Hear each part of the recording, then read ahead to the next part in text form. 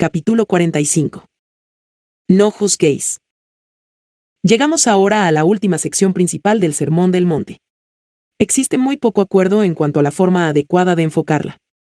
Algunos consideran el capítulo 7 del Evangelio de Mateo como una recopilación de afirmaciones, aforísticas con muy poca conexión interna entre ellas.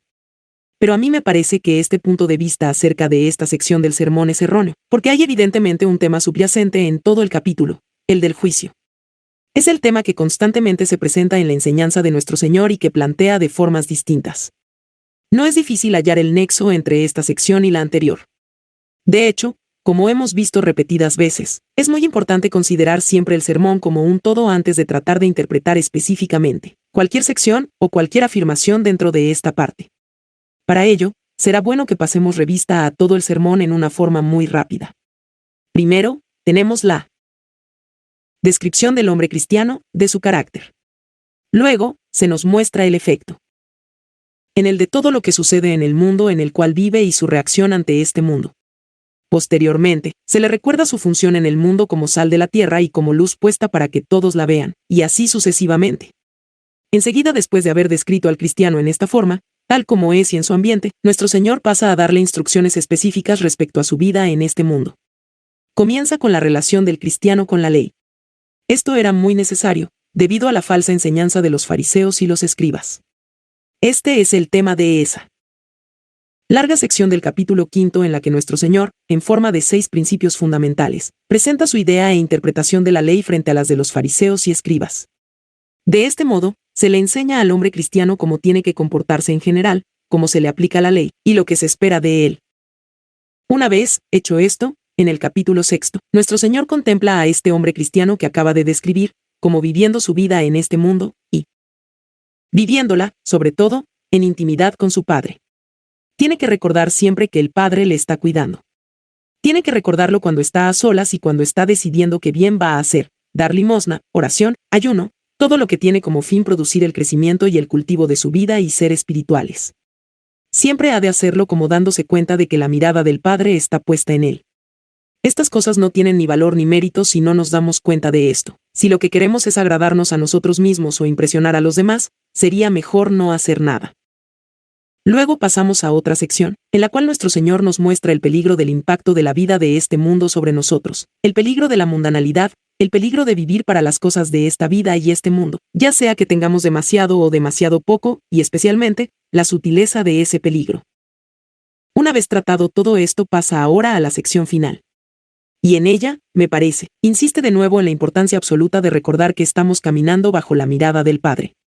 El tema particular que desarrolla se refiere sobre todo a nuestra relación con otras personas, pero lo importante sigue siendo caer en la cuenta de que nuestra relación con Dios es el punto fundamental. Es como si nuestro Señor dijera que lo que realmente importa no es lo que los hombres piensen de nosotros, sino lo que Dios piense de nosotros.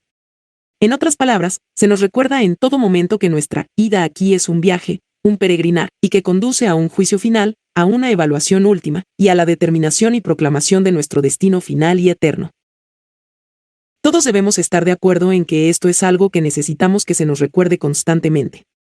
La mitad de nuestros problemas se deben al hecho de que vivimos como asumiendo que esta es la única vida y el único mundo.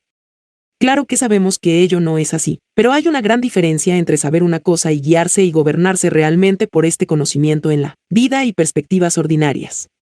Si se nos preguntara si creemos que vamos a vivir después de la muerte y que tendremos que presentarnos delante del juicio de Dios, sin duda responderíamos con un sí. Pero en nuestra vida, hora tras hora, ¿pensamos en eso? No se puede leer la Biblia sin llegar a la conclusión de que lo que realmente distingue al pueblo cristiano de los demás es que siempre han sido personas que han andado conscientes de su destino eterno. Al hombre natural no le preocupa su futuro eterno, para él este es el único mundo. Es el único mundo acerca del cual piensa, vive para él y se deja controlar por él. Pero el cristiano es un hombre que debería andar por la vida consciente de que está solo de paso, como un transeúnte, que está como en una especie de escuela preparatoria. Debería saber siempre que camina en la presencia de Dios, y que va a encontrarse con Dios, y este pensamiento debería determinar y controlar toda su vida. Nuestro Señor se esfuerza por mostrarnos aquí, como lo hizo en la sección anterior, que siempre necesitamos que se nos recuerde en detalle. Debemos recordar este hecho en todo momento de la vida. Debemos tener presente que cada parte de nuestra existencia debe ser vista en esa relación. Estamos en todo momento bajo un proceso de juicio, porque se nos prepara para el juicio final, y como cristianos debemos hacer todas las cosas con esa idea bien presente en la mente, recordando que tendremos que rendir cuentas. Este es el tema central de este capítulo. Nuestro Señor lo trata de distintas formas, que conducen al gran punto culminante, a ese cuadro llamativo de las dos casas.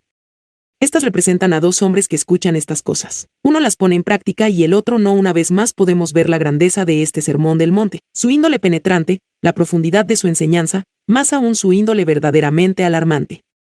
Nunca ha habido un sermón como este. Nos sale al encuentro de alguna manera, en alguna parte. No hay posibilidad de escape, nos va sacando de nuestros escondrijos y nos coloca bajo la luz de Dios. No hay nada, como hemos visto varias veces ya, tan poco inteligente y fatuo como la afirmación de aquellos que dicen que lo que realmente les gusta en el Nuevo Testamento es el Sermón del Monte. No les gusta la teología de hablo y todo ese hablar acerca de doctrina. Dicen, deme el Sermón del Monte, algo práctico, algo que el hombre puede hacer. Bien, pues aquí lo tienen. No hay nada que nos condene tanto como el Sermón del Monte. No hay nada tan completamente imposible, tan aterrador, tan lleno de doctrina. De hecho, no vacilo en decir que, si no fuera porque conozco la doctrina de la justificación por fe sola, nunca miraría este Sermón del Monte, porque es un sermón frente al cual todos nos hallamos por completo desnudos y totalmente sin esperanza. Lejos de ser algo práctico que podemos cumplir, es la más imposible de todas las enseñanzas y quedamos a merced de nuestras fuerzas. Este gran sermón está lleno de doctrina y conduce a doctrina. Es una especie de prólogo a toda la doctrina del Nuevo Testamento. Nuestro Señor inicia su consideración de esta gran cuestión acerca de nuestro andar en este mundo bajo un sentido de juicio, en función del punto específico de juzgarse unos a otros. No juzguéis. Nuestro Señor sigue usando, como advertirán, el mismo método que ha usado a lo largo de este sermón. Hace un pronunciamiento y luego nos lo razona, que nos lo presenta en una forma más lógica y detallada. Este es su método. Ha sido su método respecto a la mundanalidad, y aquí vuelve al mismo.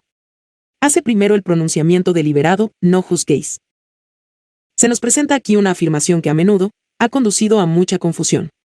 Hay que reconocer que es un tema que muy fácilmente se puede entender mal, y se puede entender mal de dos maneras y desde dos perspectivas, como suele ocurrir casi siempre con la verdad. La cuestión es, ¿qué quiere decir nuestro Señor exactamente cuando afirma, no juzguéis? La forma de contestar esta pregunta no consiste en buscar en el diccionario. El simple mirar el significado de la palabra, juzgar, no nos puede satisfacer. Tiene muchos significados diferentes, de modo que no se puede decidir de esta manera. Pero es de importancia vital que sepamos exactamente qué significa. Nunca, quizás, ha sido más importante una interpretación correcta de este mandato que en los momentos actuales. Periodos diferentes en la historia de la Iglesia necesitan énfasis diferentes, y si se me preguntara cuál es en particular la necesidad de hoy, diría que es la de considerar esta afirmación específica. Así es porque toda la atmósfera de la vida de hoy, especialmente en círculos religiosos, es tal que hace que sea vitalísima una interpretación correcta de esta afirmación. Vivimos en una época en la que las definiciones poco valen, una época a la que no le gusta pensar, y que odia la teología, la doctrina y el dogma. Es una era que se caracteriza por el amor a las cosas fáciles y a los términos medios, lo que sea con tal de estar tranquilos, como se suele decir. Es una época de apaciguamiento. Ese término ya no es popular en el sentido político, pero subsiste la mentalidad que se complace en él. Es una época a la que no le gustan los hombres fuertes porque, según dicen, causan trastornos. No le gusta el hombre que sabe lo que cree y realmente lo cree. Lo descarta como persona difícil con la que es imposible entenderse. Esto se puede ilustrar fácilmente, como he sugerido, en la esfera política. El hombre al que ahora se aclama y casi se idolatra en Gran Bretaña es el hombre que, antes de la guerra, recibió críticas severas por considerársele persona imposible. Se le cerraron las puertas a puestos oficiales porque se le consideraba un individualista con puntos de vista extremos y con el cual era imposible trabajar. La misma mentalidad que condujo a tratar así a Winston Churchill en los años 30 controla ahora el campo de los asuntos cristianos y el campo de la Iglesia cristiana de hoy. Ha habido épocas en la historia de la Iglesia en que se alababa a los hombres que sostenían sus principios a toda costa, pero hoy día no es así. Hoy día se considera a esos hombres como difíciles, poco cooperadores, y así sucesivamente. Hoy se glorifica al hombre al que se puede describir como del centro, no en un extremo o en otro, al hombre agradable, que no crea dificultades ni problemas debido a sus puntos de vista. La vida, se nos dice, ya es bastante difícil y compleja como es, sin necesidad de tomar posturas firmes respecto a doctrinas específicas. Esta es la mentalidad de hoy, y no es incorrecto decir que es la mentalidad predominante. Es muy natural, en un sentido, porque hemos pasado por muchos problemas, perturbaciones y desastres. También es natural que las personas quieran apartarse de los hombres con principios que saben dónde están y lo que quieren, y busquen paz y comodidad. Recordemos los años 20 y 30 de este siglo en la esfera política internacional y verán exactamente qué estoy describiendo. La gente clamaba por tranquilidad y calma. De ello se siguió en forma natural e inevitable el evadir problemas. Con el tiempo, la idea dominante llegó a ser conseguir la paz a cualquier precio, incluso a costa de humillaciones y traiciones de otros. En una época como esta, pues, tiene suma importancia el poder interpretar correctamente esta afirmación respecto al juzgar, porque hay muchos que dicen que ese, no juzguéis, debe tomarse simple y literalmente como es, con el significado de que el cristiano verdadero nunca debe expresar opiniones acerca de los demás. Dicen que no se debe juzgar nunca, que debemos ser blandos, indulgentes y tolerantes, y permitir prácticamente todo en pro de la paz y la tranquilidad, y sobre todo, de la unidad. Esta época no es época para este tipo de juicios, dicen, lo que se necesita hoy día es unidad y comunión. Todos debemos ser uno. A menudo se arguye en esta dirección en función del peligro del comunismo. Algunos están tan alarmados por el comunismo que afirman que, a toda costa, se debe aceptar a todos los que, en cualquier sentido, emplean el nombre de cristiano. Todos debemos ponernos de acuerdo debido a ese peligro y enemigo común. Se suscita, pues, el problema de si esta es una interpretación posible. Yo diría, en primer lugar, que no puede serlo, y no puede serlo, bien claramente, debido a la enseñanza misma de la Biblia. Tomemos el contexto propio de esta afirmación y veremos de inmediato que esta interpretación del no juzguéis es completamente imposible. Veamos el versículo 6. No deis lo santo a los perros, ni echéis vuestras perlas delante de los cerdos, no sea que las pisoteen, y se vuelvan y os despedacen. ¿Cómo puedo poner en práctica esto si no ejercito el juicio? ¿Cómo puedo saber qué clase de persona se puede describir de esta forma como perro? En otras palabras, la recomendación que sigue inmediatamente a esta afirmación acerca de juzgar me obliga de inmediato a ejercitar el juicio y la discriminación.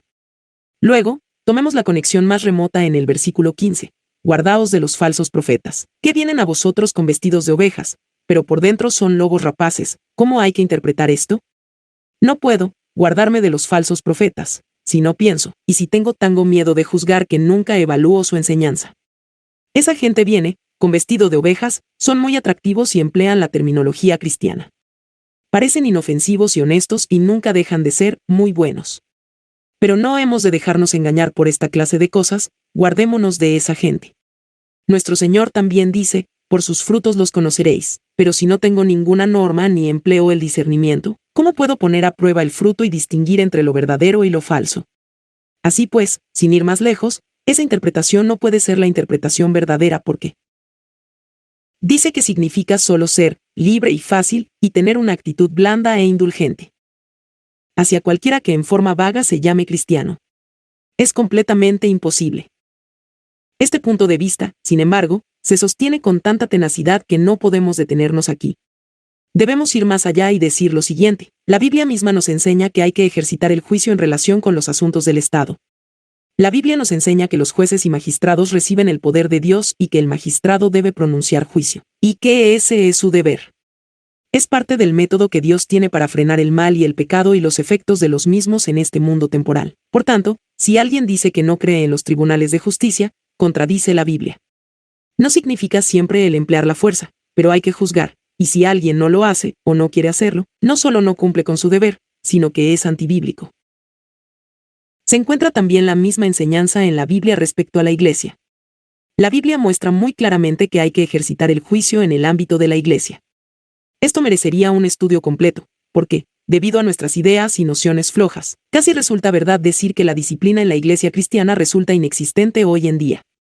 ¿Cuándo oyeron por última vez que una persona había sido excomulgada? ¿Cuándo oyeron por última vez que se le ha negado a alguien la participación en la Santa Cena? Si uno se remonta a las primeras épocas del protestantismo, se ve que la definición protestante de la Iglesia es que la Iglesia es un lugar donde se predica la palabra, se administran los sacramentos y se ejerce la disciplina. La disciplina era, para los padres protestantes, señal tan distintiva de la Iglesia como la predicación de la palabra y la administración de los sacramentos. Pero sabemos muy poco acerca de la disciplina. Es el resultado de esta noción floja y sentimental de que no hay que juzgar, y que pregunta, ¿quién eres tú para juzgar? Pero la Biblia nos exhorta a hacerlo. La cuestión de juzgar se aplica también al campo de la doctrina. Aquí tenemos ese asunto de los falsos profetas acerca de los cuales nuestro Señor llama la atención. Se supone que hemos de descubrirlos y eludirlos. Pero esto es imposible sin el conocimiento de la doctrina y el empleo de ese conocimiento en juicio. Pablo, escribiendo a los Galatas, dice: «Mas si aun nosotros, o un ángel del cielo, os anunciare otro evangelio diferente del que os hemos anunciado, sea anatema». Este pronunciamiento está bien claro. Luego hay que recordar lo que dice el apóstol en 1 Corintios 15 acerca de los que niegan la resurrección. Dice lo mismo en 2 Timoteo 2 cuando afirma que algunos niegan la resurrección, diciendo que ya ha pasado, de los cuales son Himeneo y Mileto, y también respecto a esto juzga y exhorta a Timoteo que también lo haga. Al escribir a Tito dice: «Al hombre que cause divisiones, después de una y otra amonestación deséchalo». ¿Cómo se sabe si el hombre causa divisiones o es hereje si uno tiene la idea de que, con tal de que se llame cristiano, debe ser cristiano, y no hay que preocuparse por lo que crea? Luego pasemos a las cartas de Juan, el apóstol del amor. En la primera carta, da instrucciones respecto a los falsos maestros y a los anticristos a los que había que evitar y rechazar. En la segunda carta, lo afirma con energía con estas palabras: «Si alguno viene a vosotros, y no trae esta doctrina, no lo recibáis en casa, ni le digáis, bienvenido. Porque el que dice, bienvenido, participa en sus malas obras». Se ve bien lo que dice el apóstol. Si alguien viene a nosotros y no presenta la verdadera doctrina, no hay que recibirlo en la casa, no hay que darle la bienvenida ni darle dinero para que predique su falsa doctrina. Pero hoy se le llamaría a esto falta de caridad, ser demasiado meticuloso y criticón. Esta idea moderna, sin embargo, es una contradicción directa de la enseñanza bíblica respecto al juzgar.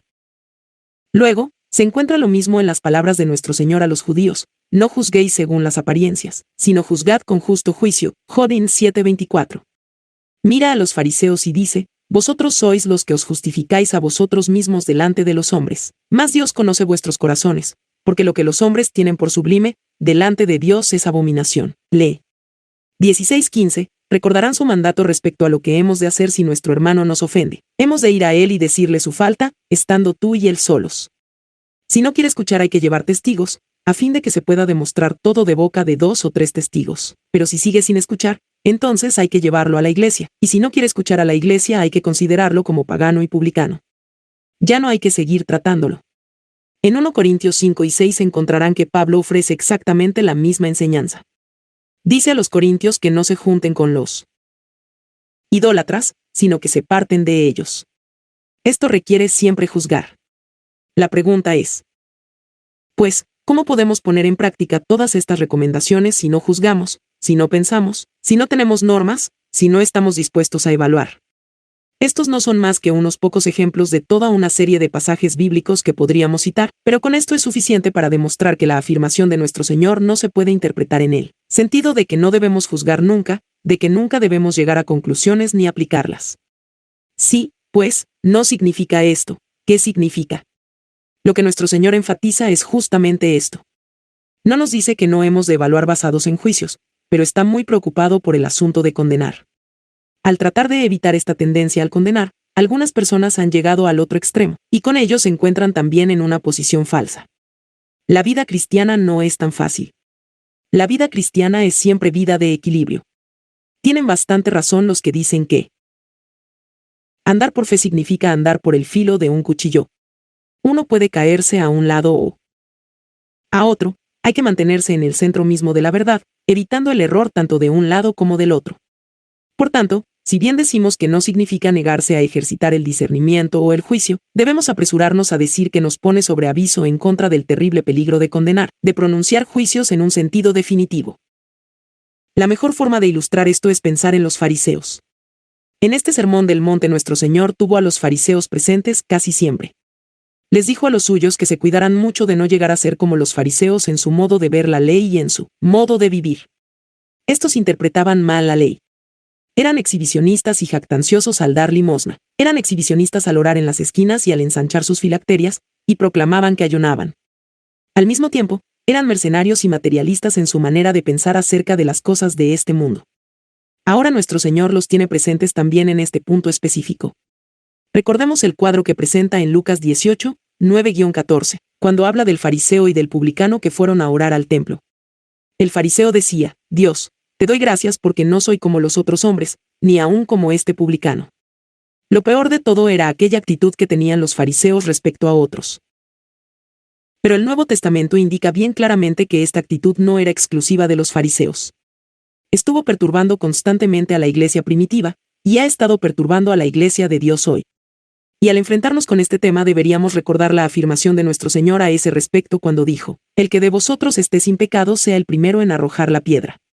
Supongo que no hay nada, en todo el Sermón del Monte, que nos llegue con un sentido tal de condenación como esta afirmación que estamos estudiando.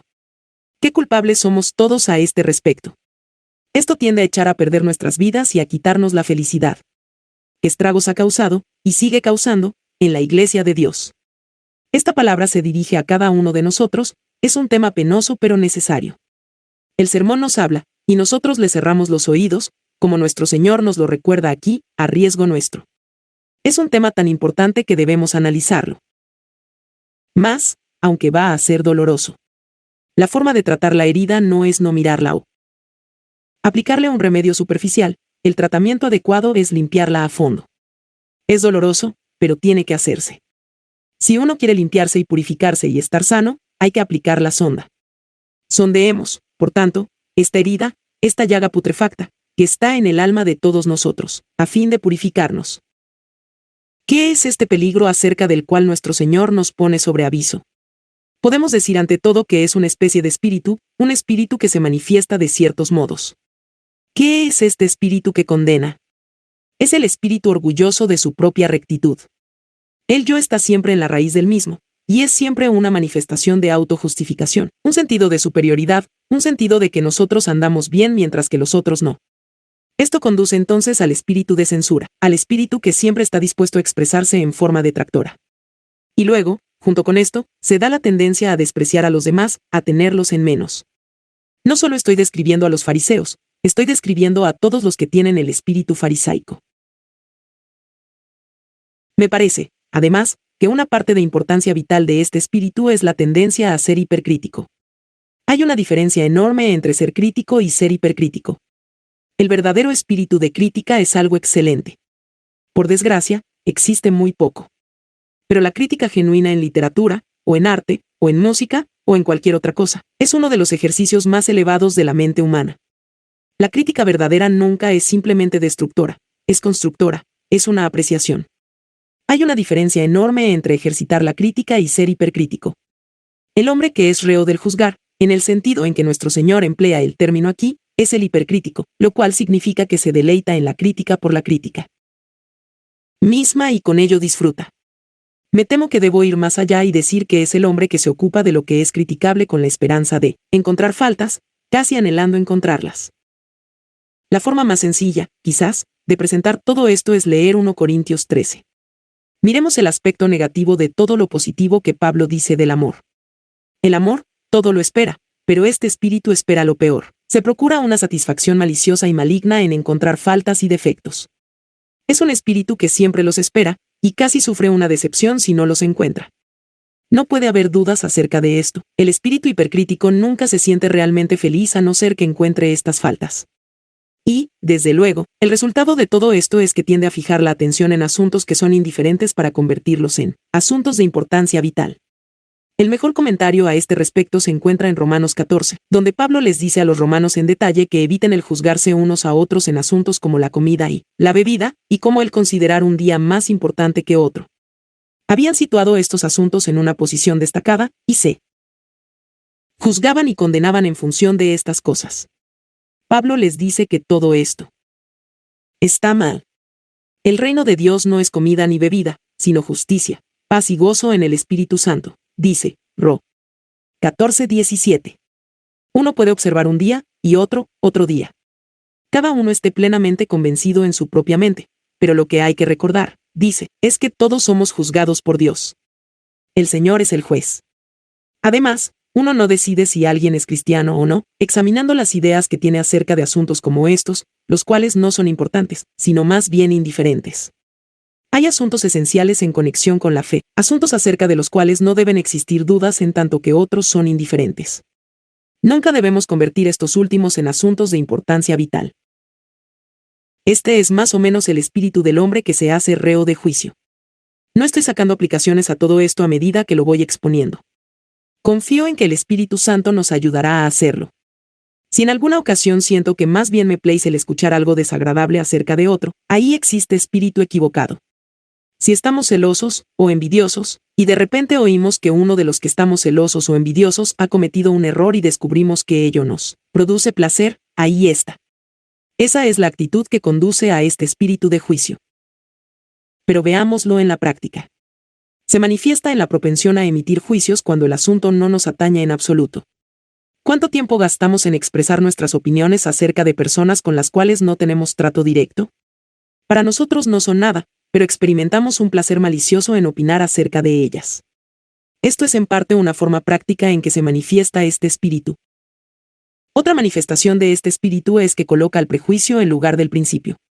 Hemos de juzgar en función de principios, porque de lo contrario no podemos disciplinar a la Iglesia.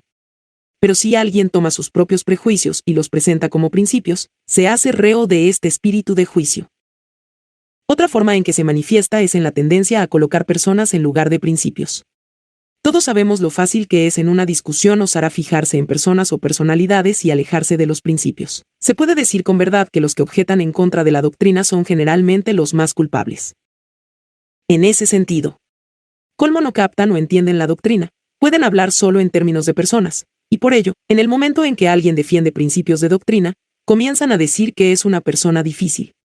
Colocan a la persona en una posición en la que tiene que hacer intervenir los principios, y esto, a su vez, conduce a la tendencia a imputar motivos. Como no entienden por qué otro defiende principios, se le imputan motivos, e imputar motivos es siempre manifestación de este espíritu de juicio. Otra forma de poder conocer si somos culpables de esto es preguntar si solemos expresar nuestras opiniones sin conocer todos los hechos. No tenemos derecho de emitir ningún juicio sin antes familiarizarnos con ellos. Deberíamos averiguar todos los hechos y luego juzgar. Si no se hace así, se cae en este espíritu farisaico. Otra indicación de ello es que nunca se toma la molestia de entender las circunstancias, y nunca se está dispuesto a excusar, nunca se está dispuesto a ejercitar la misericordia. El hombre de espíritu caritativo posee discernimiento y está dispuesto a ejercitarlo. Está dispuesto a escuchar para ver si hay una explicación, si hay una excusa, para descubrir si hay quizás circunstancias atenuantes. Pero el hombre que juzgue dice, no necesito nada más. En consecuencia, rechaza toda explicación, y no escucha ni razones ni argumentos. Quizá podemos concluir la descripción y culminarla diciendo, este espíritu en realidad se manifiesta en la tendencia a emitir juicios definitivos acerca de las personas, como tales. Esto significa que no es tanto un juicio de lo que hacen o creen o dicen, sino de las personas mismas. Es un juicio definitivo de la persona, y lo que lo hace tan terrible es que para ser así se arroga algo que pertenece a Dios. Recordemos cuando nuestro Señor envió mensajeros a los pueblos de los samaritanos para que se prepararan para su llegada, y al no recibirlos, Santiago y Juan, al enterarse dijeron, Señor, ¿quieres que mandemos que descienda fuego del cielo, como hizo Elías, y los consuma? Eso es, querían destruir a estos samaritanos. Pero nuestro Señor se volvió a ellos y los censuró diciendo, vosotros no sabéis de qué espíritu sois, porque el Hijo del Hombre no ha venido para perder las almas de los hombres, sino para salvarlas. Fueron culpables de formar y emitir un juicio definitivo acerca de estas personas y de proponer su destrucción. Existe una diferencia enorme entre hacer esto y expresar una crítica inteligente e ilustrada de los puntos de vista y teorías de un hombre, de su doctrina, de su enseñanza o de su modo o estilo de vida. Se espera que hagamos esto último, pero en cuanto condenamos y rechazamos a la persona, nos arrogamos un poder que pertenece solo a Dios y a nadie más. Es un tema penoso, y hasta ahora hemos examinado solo el mandato. No hemos estudiado todavía la razón que nuestro Señor agrega al mandato. Simplemente, hemos tomado las dos palabras, y confío en que siempre las recordaremos. No juzguéis. Al cumplirlo, agradezcamos a Dios por tener un evangelio que nos dice que, siendo aún pecadores, Cristo murió por nosotros, que nadie se sostiene por su propia justicia, sino por la justicia de Cristo. Sin Él estamos condenados, completamente perdidos. Nos hemos condenado a nosotros mismos al juzgar a otros. Dios el Señor es nuestro juez, y Él nos ha proporcionado una forma de pasar del juicio a la vida. La exhortación es a vivir nuestra vida en este mundo como personas que han pasado por el juicio, en Cristo, y que ahora viven por Él y como Él, dándose cuenta de que han sido salvados por su gracia y misericordia. Maravillosas. Capítulo 46. La paja y la viga. Hemos examinado ya el mandato de nuestro Señor, no juzguéis, y lo que implica en la práctica. Ahora pasamos, en los versículos 1 a 5, a las razones que da para no juzgar. También aquí no podemos sino sentir, al leerlos, que su alegato es irrefutable, su lógica ineludible. Al mismo tiempo, experimentaremos nuestra condición pecadora y veremos la fealdad del pecado. Veamos las razones que da. La primera es, no juzguéis, para que no seáis juzgados. No juzguéis, para que vosotros mismos no seáis juzgados. Se trata de una razón muy práctica y personal, pero, ¿qué significa exactamente? Hay quienes quisieran hacernos creer que significa algo así. No hay que juzgar a otras personas si uno no quiere que lo juzguen a uno. No juzguemos a otras personas si no queremos que ellas, a su vez, nos juzguen. Afirman que lo que realmente significa es que, lo que uno hace a los otros, se lo harán ellos a uno, o, como dice la expresión, recibirá uno el pago con la propia moneda que pague. Dicen que equivale a esto, que la persona que siempre critica y censura a los demás, es una persona que casi siempre se atraerá críticas. Y claro que esto es verdadero y perfectamente justo. También es cierto que no hay personas más sensibles a la crítica que las que siempre están criticando a los demás. Les disgusta y se quejan cuando les sucede, pero no parecen recordarlo cuando lo hacen a otros. Debemos estar de acuerdo, pues, en que esta afirmación es cierta, que la persona que siempre critica es a su vez criticada, y que, en consecuencia, si se quiere evitar críticas, hay que ser menos crítico y censurador de los demás. Y, por otra parte, se puede decir con certeza que la persona que critica menos es más querida, y no se ve sometida a tantas críticas como las personas que critican mucho. Pero sería completamente erróneo interpretar esta afirmación como si solo significara esto. Si bien debemos aceptarlo en general, parece que nuestro Señor va mucho más allá. Decimos esto, no solo basados en lo que contiene este capítulo, el cual, como hemos visto, tiene como fin enfrentarnos con el juicio de Dios, sino también debido a otras afirmaciones bíblicas paralelas a esta, y que la explican, y consiguientemente, la refuerzan. Sin duda que significa esto, no juzguéis, para que no seáis juzgados, por Dios. Hay muchos cristianos evangélicos que de inmediato reaccionan en contra de una exposición tal en función de la gran enseñanza de la Biblia respecto a la justificación solo por fe. Señalan que Juan 5:24 enseña que, si creemos en el Señor Jesucristo, hemos pasado por el juicio y del juicio a la vida. Agregan que el primer versículo de Romanos 8 dice, ninguna condenación hay para los que están en Cristo Jesús. Esto significa sin duda, expresan, que por ser cristianos ya hemos sido sacados por completo del terreno del juicio. Basados en esa enseñanza arguyen que ya no hay juicio para el hombre que es verdaderamente cristiano. Esta crítica requiere nuestra atención y respuesta, y queremos hacerlo así. Recordamos otra vez que las palabras que estamos examinando se dirigen a creyentes, no a incrédulos. Se dirigen a personas en quienes se cumplen las bienaventuranzas, a aquellos que son hijos de Dios y nacidos de nuevo del Espíritu. Está bien claro, por consiguiente, que en cierto sentido esas personas siguen estando sometidas a juicio. Pero, además de esto, debemos enfocar el problema también en función de la enseñanza de otros pasajes. Quizá la mejor forma de tratar esto es plantearlo así. En la Biblia se nos enseña que hay 3 clases o tipos de juicio, y es el no aislar y distinguir estas 3 clases lo que produce esta confusión. Debería de preocuparnos este tema por muchas razones. Una es que muchos de nosotros, que decimos ser cristianos evangélicos, no solo somos culpables de volubilidad en estos asuntos, sino que carecemos también curiosamente de lo que se solía llamar temor de Dios.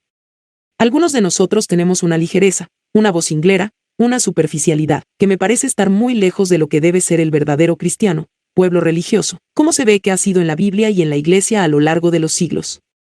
En nuestro anhelo de crear la impresión de que somos felices, a menudo carecemos de reverencia y de lo que la Biblia quiere decir con reverencia y temor religioso.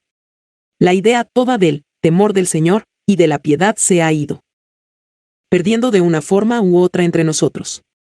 Esto se debe en parte a este fracaso en caer en la cuenta de la enseñanza bíblica respecto al juicio. Deseamos tanto dejar bien sentada la doctrina de la justificación por fe sola, que con frecuencia nos hacemos culpables de tener en menos las otras doctrinas bíblicas, que son igualmente parte de nuestra fe, en consecuencia, igualmente verdaderas. Por ello es importante entender esta doctrina acerca del juicio. Ante todo, hay un juicio que es definitivo y eterno. Es el juicio que determina el estado del hombre y su posición frente a Dios. Este juicio decide la gran separación entre el cristiano y el no cristiano, entre las ovejas y las cabras, entre los que van a la gloria y los que van a la perdición. Este es una especie de primer juicio, como un juicio básico que establece la gran línea divisoria entre los que pertenecen a Dios y los que no le pertenecen. Esto se enseña claramente en muchos pasajes de la Biblia, desde el principio hasta el fin. Ese es el juicio que determina y fija el destino final del hombre, su condición eterna, si va a estar en el cielo o en el infierno. Pero ese no es el único juicio que se enseña en la Biblia. Hay un segundo juicio, el juicio al que estamos sometidos como hijos de Dios y por ser hijos de Dios. Para entender esto, deberíamos leer 1 Corintios 11, donde Pablo expone la doctrina respecto a la Santa Cena. Dice: cualquiera que comiere este pan o bebiere esta copa del Señor indignamente, será culpado del cuerpo y de la sangre del Señor. Por tanto, pruébese cada uno a sí mismo, y coma así del pan y beba de la copa. Porque el que come y bebe indignamente, sin discernir el cuerpo del Señor, juicio come y bebe para sí. Versículos 27 a 29. Luego, por lo cual hay muchos enfermos y debilitados entre vosotros, y muchos duermen, lo cual significa, muchos han muerto. Si, pues, nos examinásemos a nosotros mismos, no seríamos juzgados, mas siendo juzgados, somos castigados por el Señor, para que no seamos condenados con el mundo. Versículos 30 a 32.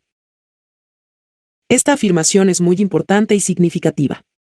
Indica claramente que Dios juzga a sus hijos de esta forma, que si somos culpables de pecado, o de vivir mal, es probable que Él nos castigue.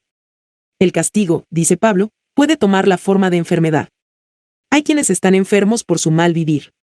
No quiere decir necesariamente que Dios les ha enviado la enfermedad, pero probablemente significa que Dios retira su protección de ellos y permite que el demonio los ataque con la enfermedad. La misma clase de afirmación la tenemos en la misma carta cuando habla de entregar un hombre a Satanás para que éste lo corrija de esa forma. Capítulo 5. Es una doctrina sumamente grave e importante. En realidad, Pablo va más allá y dice que algunos de esos corintios habían muerto debido a su mala vida, el juicio que había caído sobre ellos de esa forma. Habla del juicio de Dios, y por consiguiente lo podemos interpretar así, que Dios permite a Satanás, el cual controla el poder de la muerte, llevarse a estas personas debido a su negativa a juzgarse a sí mismos y a arrepentirse y a volver a Dios. La exhortación que hace, por consiguiente, es que debemos examinarnos a nosotros mismos, debemos juzgarnos a nosotros mismos y condenar lo malo que hay en nosotros mismos a fin de que podamos eludir ese otro juicio. Se equivoca, pues, el cristiano que pasa superficialmente por la vida diciendo que cree en el Señor Jesucristo y que, por consiguiente, nada tiene que ver con el juicio, que todo va bien. En absoluto, debemos andar con cautela y circunspección. Debemos examinarnos y hurgar en nuestra conciencia para que esta clase de juicio no venga sobre nosotros. Todo esto se confirma en Hebreos 12, donde la doctrina se plantea de esta forma: el Señor al que ama, disciplina y azota a todo el que recibe por hijo. El argumento en este caso tiene como fin confortar y alentar a los cristianos hebreos que se hallaban en tiempos difíciles. Dice así: debemos tener cuidado de ver las pruebas a la luz adecuada. En cierto sentido, el hombre debería tener más temor si nada le va mal en la vida en este mundo, que si las cosas le van mal, porque el Señor al que ama disciplina. Conduce a sus hijos a la perfección, y en consecuencia los disciplina en este mundo. Juzga sus pecados y sus imperfecciones en este mundo para prepararlos para la gloria. Los que no son tan santos son bastardas, y les deja que prosperen. Se encuentra lo mismo en el Salmo 73, en que encontramos al salmista muy perplejo ante este hecho. Dice: no entiendo los caminos de Dios. Vean todas esas personas impías y malas. Los ojos se les saltan de gordura. No. Tienen congojas por su muerte, siempre parecen prosperar. Verdaderamente en vano he lavado mis manos.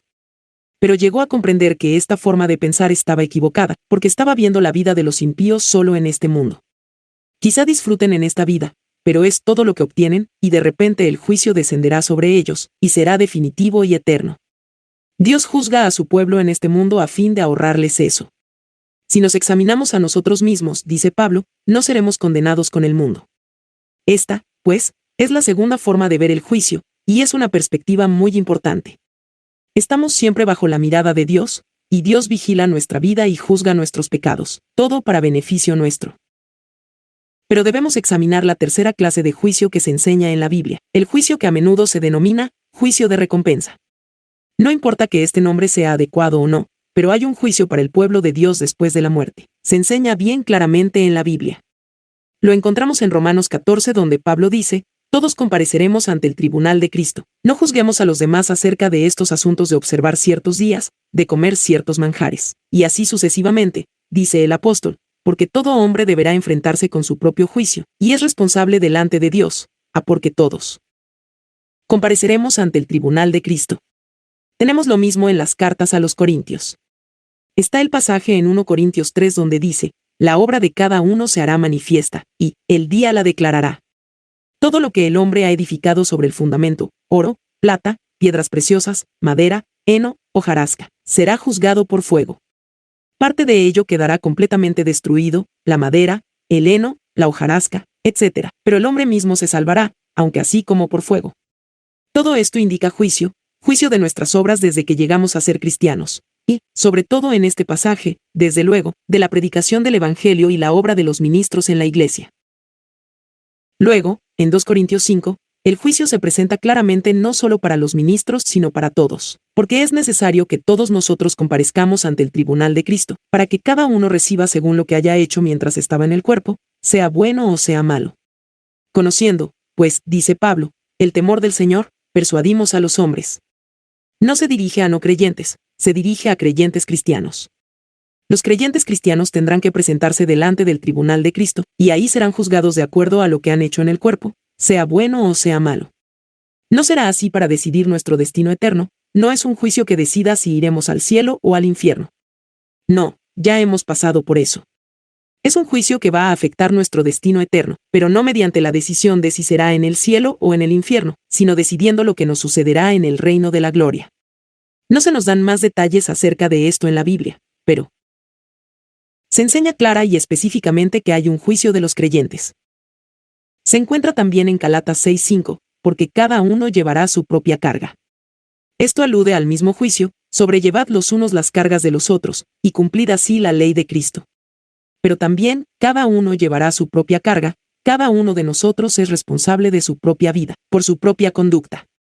Tampoco esto, y permítanme enfatizarlo otra vez, decide nuestro destino eterno, pero va a constituir una diferencia, es un juicio de nuestra vida desde que llegamos a ser cristianos.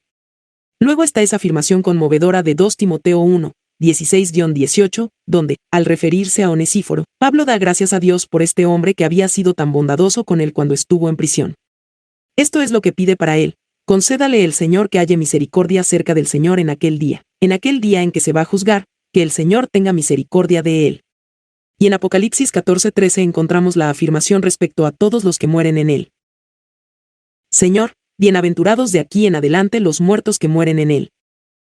Señor, sus obras con ellos siguen. Nuestras obras nos siguen.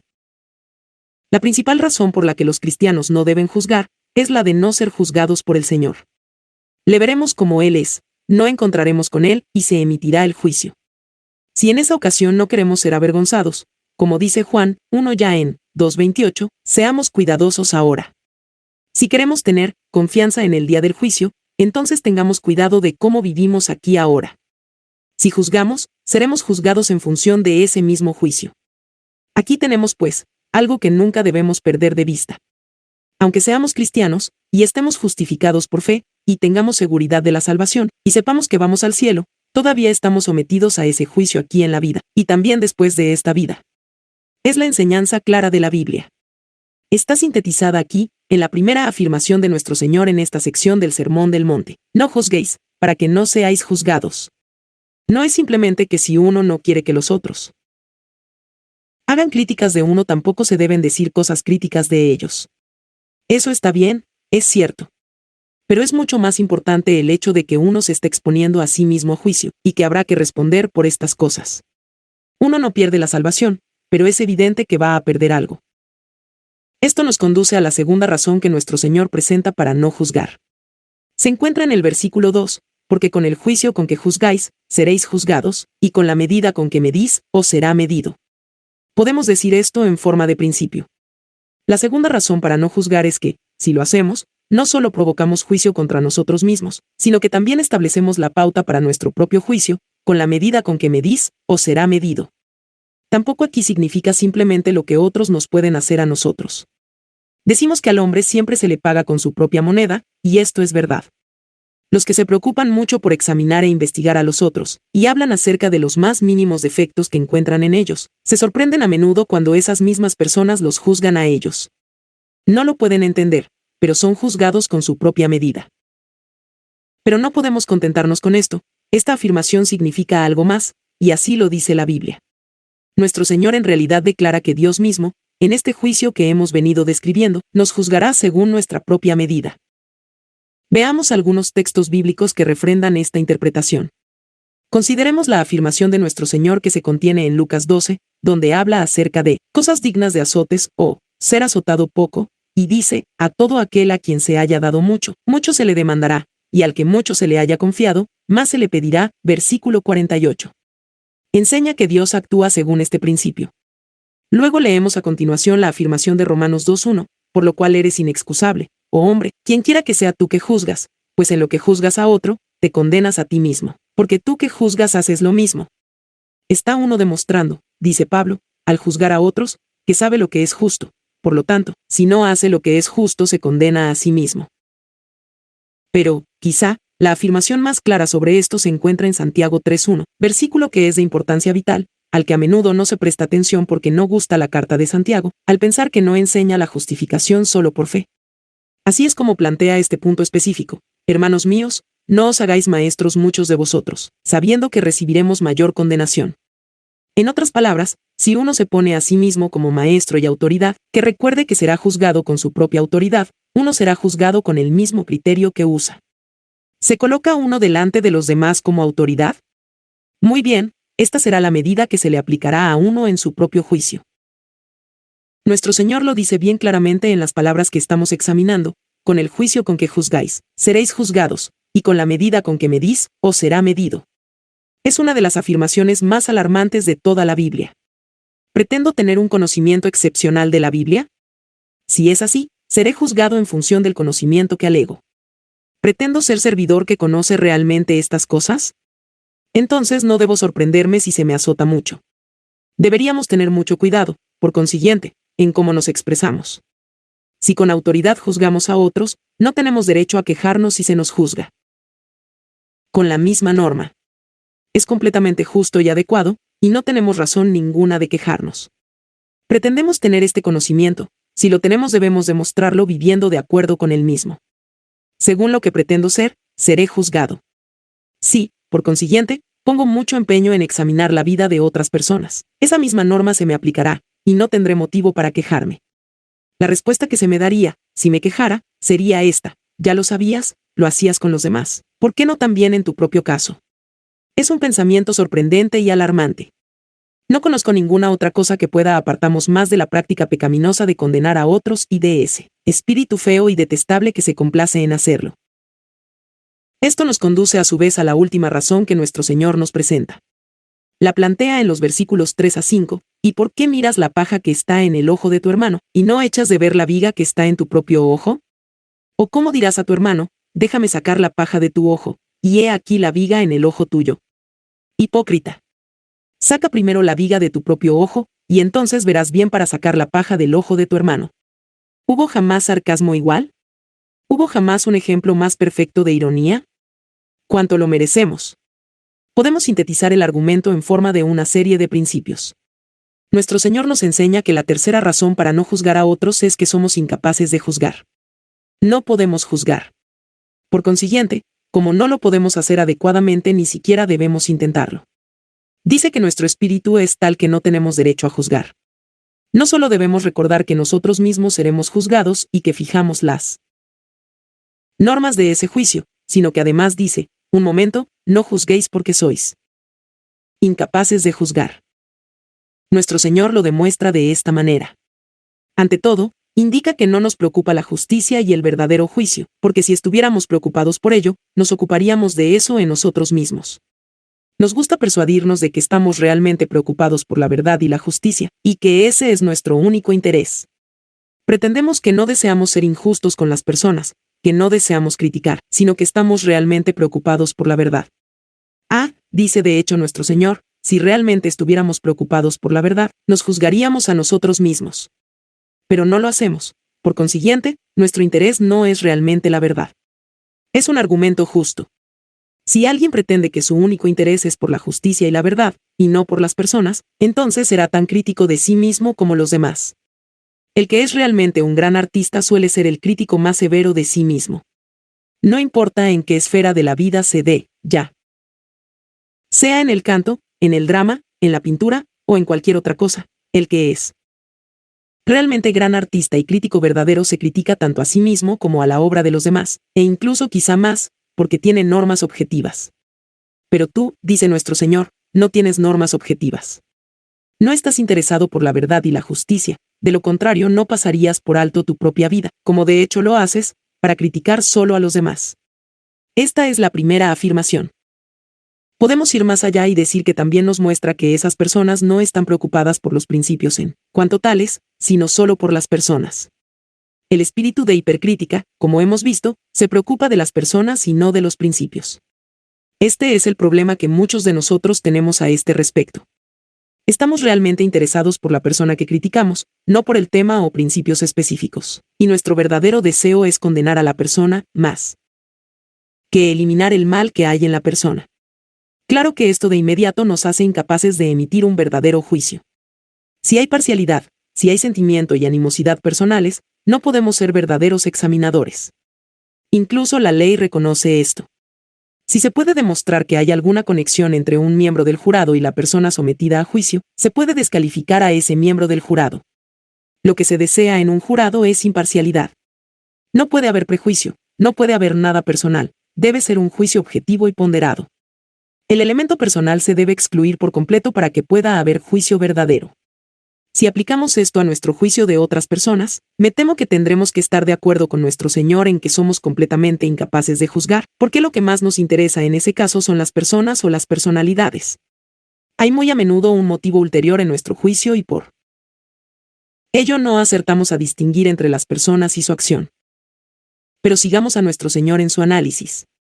Su siguiente argumento está en el versículo 4, o cómo dirás a tu hermano, déjame sacar la paja de tu ojo, y he aquí la viga en el ojo tuyo. Esto es sarcasmo en su forma más intensa. Dice que nuestra propia condición es tal que somos completamente incapaces de ayudar a otros. Pretendemos estar preocupados por esas personas y por sus faltas, y tratamos de dar la impresión de que estamos preocupados solo por su bien. Decimos que estamos inquietos por esa pequeña mancha que vemos en ellos, y que estamos deseosos de eliminar esa paja. Pero, dice nuestro Señor, no lo podemos hacer, porque es un proceso sumamente delicado. La viga que está en nuestros propios ojos nos vuelve incapaces de ello. En cierta ocasión leí una observación muy aguda que expresaba esto a la perfección. Decía que hay algo muy ridículo en la persona ciega que trata de guiar a otro ciego, pero que hay algo mucho más ridículo que eso, y es el oculista ciego. El oculista ciego no puede en modo alguno quitar la mota del ojo ajeno. Si el ciego en general es incapaz de ayudar a los demás, ¿cuánto más inútil es el oculista ciego? Eso es lo que dice nuestro Señor aquí. Si uno quiere poder ver claramente para quitar esa mota diminuta del ojo de esa otra persona por la que pretende interesarse, asegúrese de tener los ojos propios bien limpios. No se puede ayudar a otro si uno está cegado por la viga que hay en el ojo propio. Finalmente, el Señor nos condena de hecho como hipócritas. Hipócrita, saca primero la viga de tu propio ojo, y entonces verás bien para sacar la paja del ojo de tu hermano. ¿Cuán verdadero es esto?